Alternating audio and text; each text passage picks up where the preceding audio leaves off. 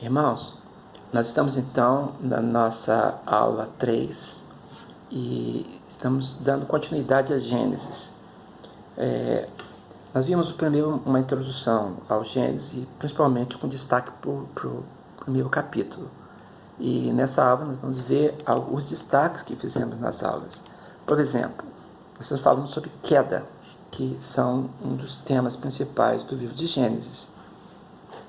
Quando nós olhamos para Gênesis, nós percebemos que a intenção do livro é apresentar aqueles temas que vão ser recorrentes durante toda a Bíblia. E o tema do pecado, ele nos introduz no livro sagrado, porque o livro de Gênesis ele inicia apresentando Deus como Criador e mostrando que ele está sobre toda a terra e a soberania dele, e ele apresenta também que aqueles elementos que as outras nações, as religiões, as crendices humanas, que a religião, produto da cultura e não da revelação de Deus, é apresentado então que são elementos integrantes da natureza. Enquanto a Babilônia olhava para o céu e via ali os sumérios e a própria Babilônia, viam deuses, sinais do zodíaco, a Bíblia inicia falando que são apenas luminares do céu, né? E vai dizer a função que existe com relação às estações, os dias do ano, né? E a regência apenas do dia e da noite com sol e lua, né? Isso é muito distante, muito diferente, divorciado até do conceito que é apresentado pela cultura quando diviniza a natureza e faz o homem lhe render homenagem. Bem, agora nós encontramos então Deus falando sobre a questão de que o homem deveria se afastar do pecado. O pecado é um mal terrível, né? É como se fosse um veneno instilado pela serpente, correndo pelo sangue humano e atrapalhando a fluência do coração humano e interrompendo a sua ligação espiritual com Deus. É terrível. O pecado deveria ser tratado pela humanidade com muito mais cuidado mesmo. E é nesse contexto que se introduz a questão da queda, né? Então, o relato da queda vai mostrar que o pecado que Deus falou, porque Deus disse que se comesse da árvore, o homem cairia. Na verdade, a expressão certamente morrerás. E essa morte, sobretudo antes da questão física, né, da morte física, a questão principal é a morte espiritual, a separação de Deus. E essa separação é que vai marcar o problema central da humanidade, né? E então a Bíblia, quando ela fala da queda, ela não trata como um tema filosófico, não é apenas lidar com a questão do ser, é mais do que isso. Nós temos um problemaço, um problema grande, em que nós entramos e que não conseguimos nos desvincular dele. Na verdade, Deus vai ter que propor uma solução divina para resolver o problema do pecado. E é nesse sentido que a queda é apresentada, né? A queda ela tem a ver com o egoísmo humano, com a sua tentativa de parecer com Deus, de ser igual a Deus e de desejar, que é cobiça pelo lugar de Deus, ou seja, um desejo por uma autonomia pecaminosa. E é nesse sentido que a Bíblia traz em Gênesis o relato a respeito do pecado, né? Eu faço no texto que vocês estão lendo aí, né, nas aulas, 3 observações, né? O que o pecado mostra como algo real, histórico, o problema que o pecado trouxe para o mundo, né? E essa evidência da maldição que o pecado traz em si. Eu gostaria que você pensasse sobre isso, conversa com isso, até no fórum, e diga o que você pensa sobre essas 3 questões. Quando a Bíblia fala sobre a serpente, ela está dizendo do próprio maligno. Satanás é a serpente, de acordo com Apocalipse capítulo 12, versos 7, 8 e 9, vai apresentar Satanás, o diabo, como a antiga serpente, também chamado de o grande dragão, o acusador dos nossos irmãos, assim diz Apocalipse. E o hebraico apresenta, então, na prática da serpente, a questão da adivinhação, né? da busca do erro, né? E é desse jeito que a mulher se apresenta querendo saber um conteúdo que ela não deveria saber, porque o conteúdo da serpente é o conteúdo da sabedoria do ocultismo, não a sabedoria que liberta, mas que prende, que traz princípio fascínio, e após o fascínio traz prisão, e com a prisão traz a morte, no sentido de separação. Então a serpente ela tem na sua proposta o afastamento do ser humano de Deus. E interessante que esse afastar de Deus, esse retirar-se de Deus, o objetivo não é libertar o homem, não é tornar o homem independente de todas as coisas, mas é sujeitá-lo ao pecado, sujeitá-lo à concupiscência e assim sujeitá-lo à própria serpente. Então a serpente, Satanás, tem a ilusão de que as coisas pertencem a ele. Ele disse na tentação de Jesus no deserto: tudo isso foi me dado e eu dou a quem eu quiser. É uma ilusão, porque na verdade ele enganou os nossos primeiros pais, Eva e o seu esposo Adão, e com esse engano afastou muito, mas muito mesmo, o homem de Deus e o homem de si mesmo, e trouxe inimizade entre homem e homem. Então o semelhante, ele tem sido afastado um do outro por causa do pecado. E é dessa forma que a proposta de Deus, a palavra de Deus, a aliança que Deus faz, é uma aliança que tem a ver com a nossa libertação. Jesus fala bem assim: se o Filho vos libertar, verdadeiramente sereis livres. Não existe ilusão nisso, existe uma palavra real e uma ação real de Deus para poder livrar o homem do pecado. Então, quando pecam, eles se afastam de Deus e se escondem de Deus. É isso que o Gênesis fala, a ponto de Deus chamar e eles ficarem escondidos. Onde é que vocês estão? Em que estado vocês estão? Como vocês se meteram nisso? Por que vocês estão se escondendo aí desse jeito? Por que vocês aceitaram uma condição ridícula de fazerem roupas para vocês de folhas totalmente perecível e que não vai abrigar vocês do que vocês precisavam? Porque o abrigo que vocês precisam é uma solução para o pecado, é arrancar de vocês a malícia que entrou com o veneno da serpente. Então, dentro da questão pecaminosa que surgiu então uma desavença entre homem e mulher também, e a mulher e o homem. E a Bíblia fala, né, que surge a questão do domínio, né, e isso é fruto do pecado. Na verdade, o casal equilibrado em Deus é o casal em que os dois operam de forma igualitária, né? E a atuação do homem e a atuação da mulher é de cooperação, cada um com as suas próprias habilidades, as suas potências que serão desenvolvidas e as suas diferenças, né? Então, o Gênesis apresenta a questão do Evangelho, né? A gente chama de proto-evangelho, porque Gênesis vai dizer, vai trazer uma esperança para o coração humano, né? Porque está propondo que a vinda de Jesus, o vencedor sobre a serpente.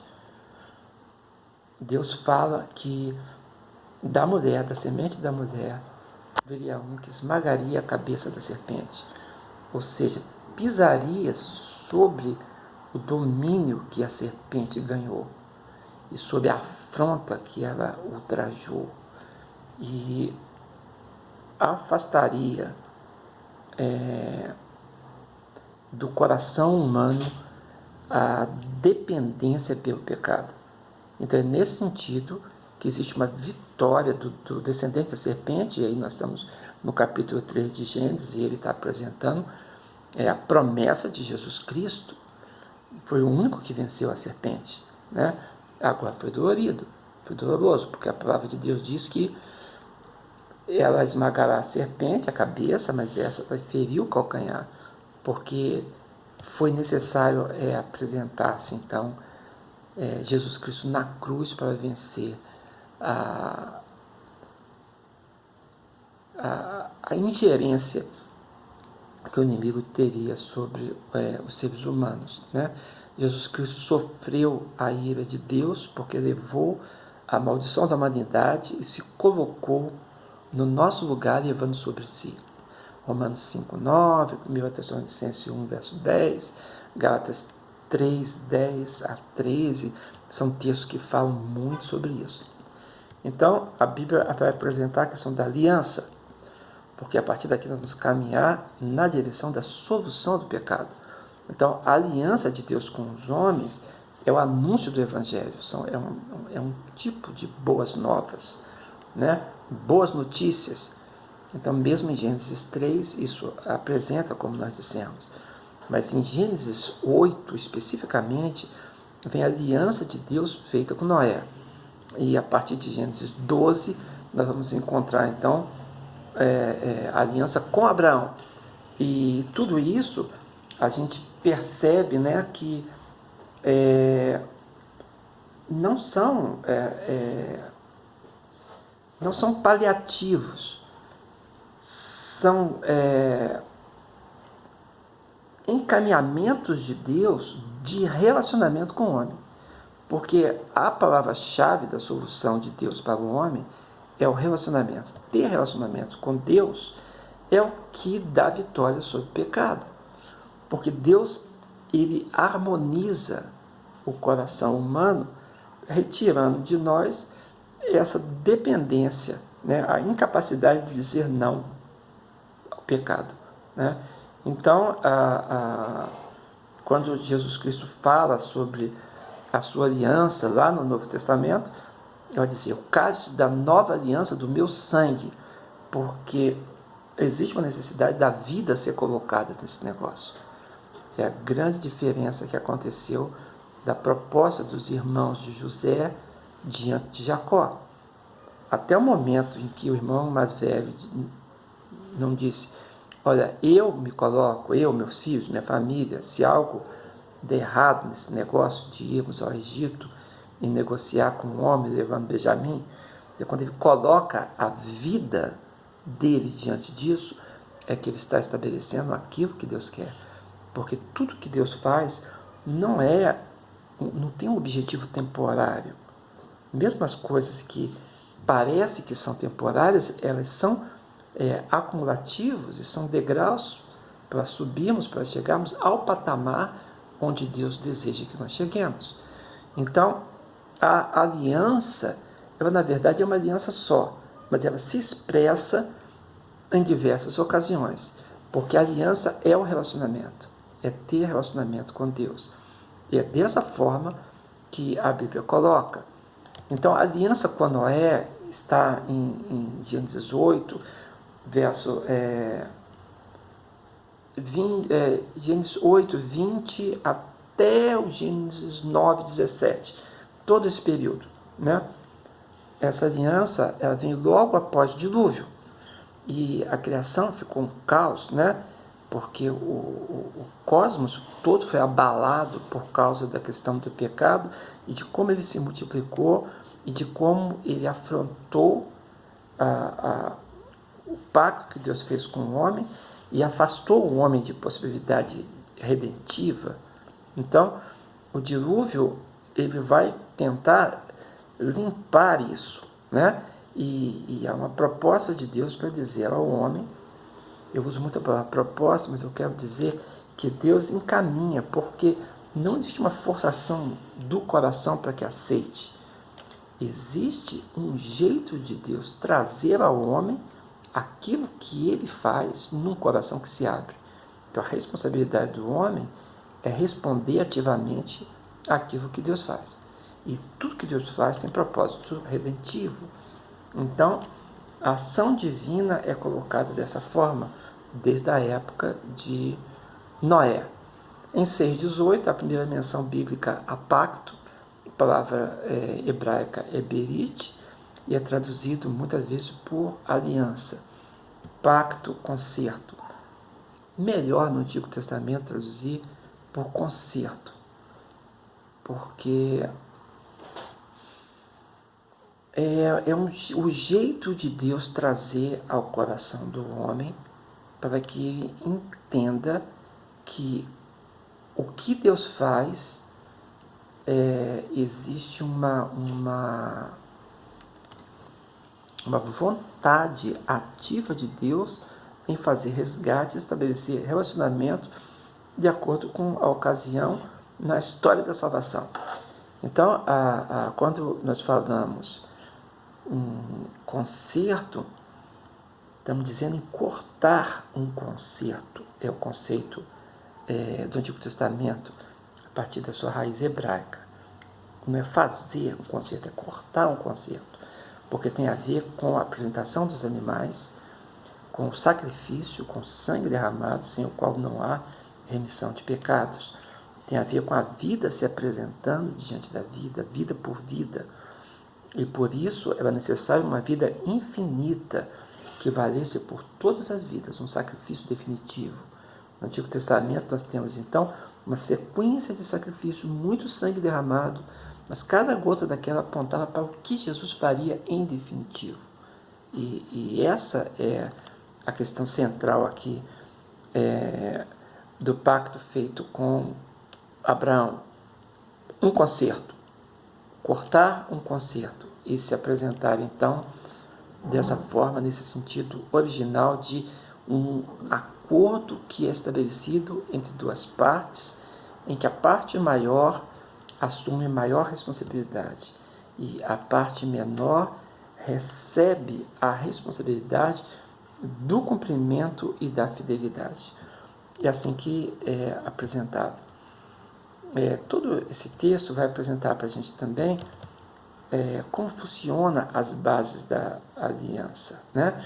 Eu falo também no texto, nessa aula, eu gostaria que vocês lessem, que é importante, que não é um contrato bilateral, como a gente acabou de falar, né? Com partes firmando o acordo, pois a discussão e acerto das cláusulas, ela, na verdade, ela é uma outorga de Deus, né? Então, uma tradução literal de 9:9 em Gênesis seria: eu mesmo estabeleço o meu pacto convosco. Gênesis 9:9.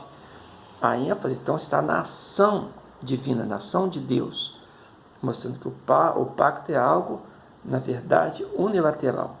E as características, né, são três. Né? A concepção por Deus, o caráter universal do que Deus está fazendo, e a questão de ser incondicional.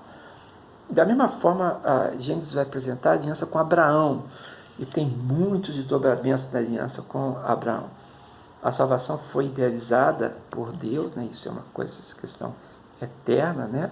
Os pactos eternos, o conselho eterno de Deus vai estabelecer a sua vontade eterna.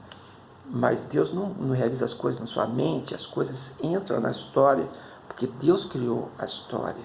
E assim, em Gênesis 12, nós encontramos isso acontecendo com Abraão e acontecendo de forma muito forte.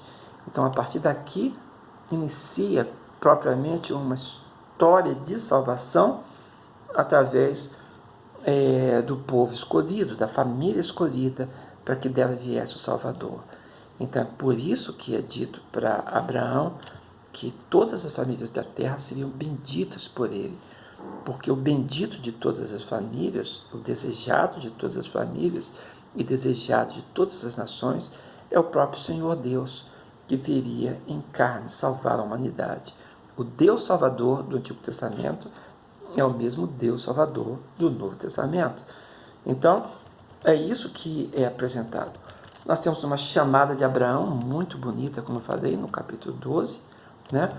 Mas tudo aquilo que desenvolve depois vai levar à questão da reafirmação da promessa, com Abraão realmente, vou chamar de conversão, né? Com o coração convertido a Deus e se apresentando, então, para aprender de Deus com alguns percalços, né? Pecados, dificuldades dele mesmo, mas ele cresce a ponto de ele se tornar um grande patriarca, né?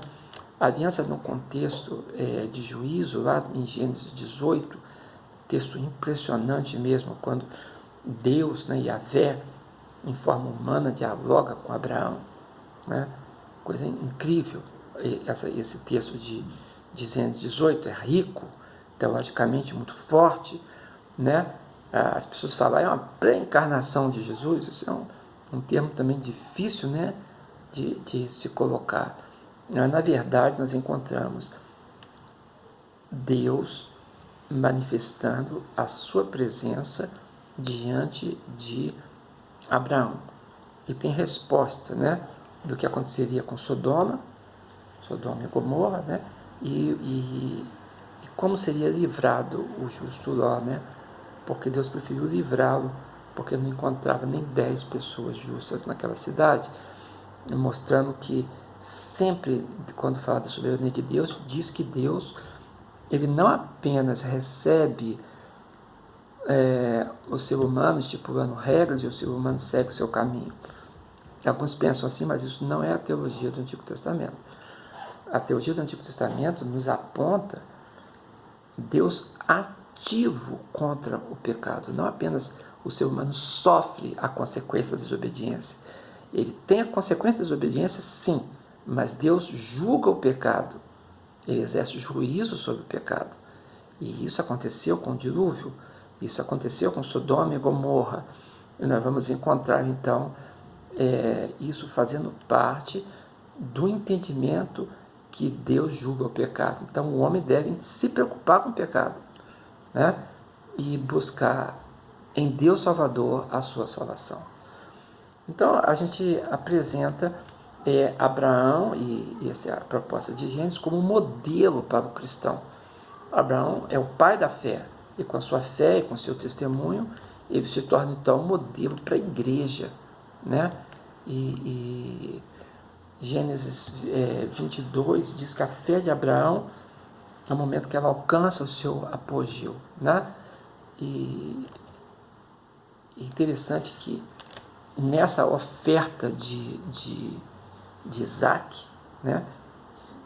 As pessoas têm dificuldade, tem gente que brinca com isso. Se fosse hoje, a pessoa seria presa tentando assassinar seu filho. Nada mais longe do que um ambiente cultural aqui, um ambiente de provação. Provação religiosa, provação de fé, provação espiritual. Não tem nenhum elemento legal, cultural, social. Isso é um erro pensar assim. Está fora da exegese do texto trazer a situação para o mundo moderno hoje. Na verdade, Abraão vivia naquele contexto de crença politeísta, de muitas divindades, e aquelas divindades elas não eram Deus, não são deuses, se chamam de deuses porque foram construídos pela cultura e Satanás está promovendo isso, né? Porque ele se esconde nas estátuas, se esconde na idolatria e se esconde no culto mágico, semimágico e idólatra, né? É um jeito dele receber culto, adoração, orações, favores, né? E solicitações. Mas é um engano profundo, né? Porque não são deuses, né? Só existe um Deus. A palavra de Deus diz: antes de mim nenhum Deus se formou, e depois de mim nenhum Deus haverá. Só existe um Senhor e só existe um Deus. Então esse capítulo mostra tudo isso, né? E Abraão então é testado na sua fé, tem que confiar em Deus, né? Ele confia em Deus primeiramente para receber um filho através de Sara, nós temos todos os episódios de Agar. Eu gostaria que vocês lessem, que é importante, né? Com a serva de Sara, e aí nascimento de Ismael, né? Tem todas essas questões complexas, mas ele creu em Deus.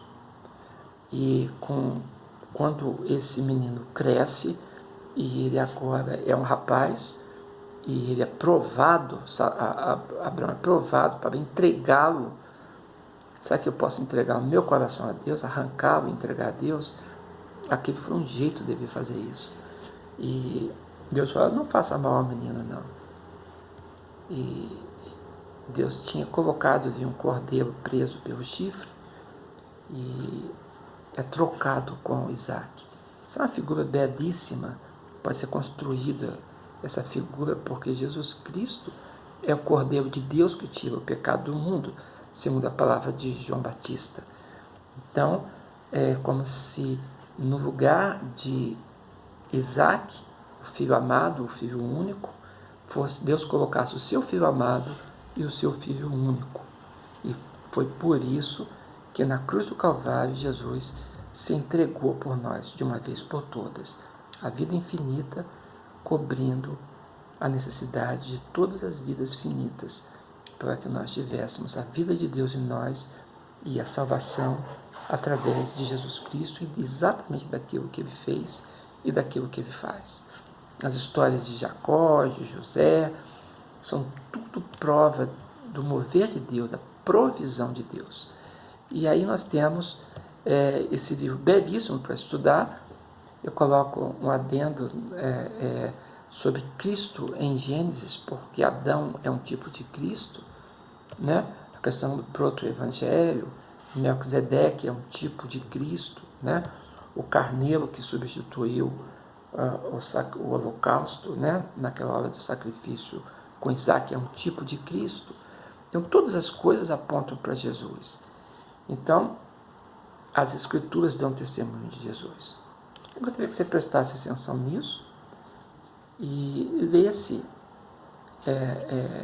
esse texto escrito da aula e lesse o livro de Gênesis. Veja esses elementos, se enriqueça com ele. Deixa a glória de Deus brilhar no seu coração e permita que o próprio Senhor, Deus, o Espírito Santo, fale a você e te ensine aquilo que é dele. É muito importante o obreiro, o líder, o pastor, o missionário, conhecer o livro das origens, que dão conteúdo a toda a Bíblia, em especial aos temas do Novo Testamento. Que Deus te abençoe e que a graça de Deus seja contigo. Eu sou o pastor Valdeir Contaifer, e nós estamos aqui na nossa lição número 3 e vamos para a próxima, que é Êxodo. Deus te abençoe. Em nome de Jesus. Amém.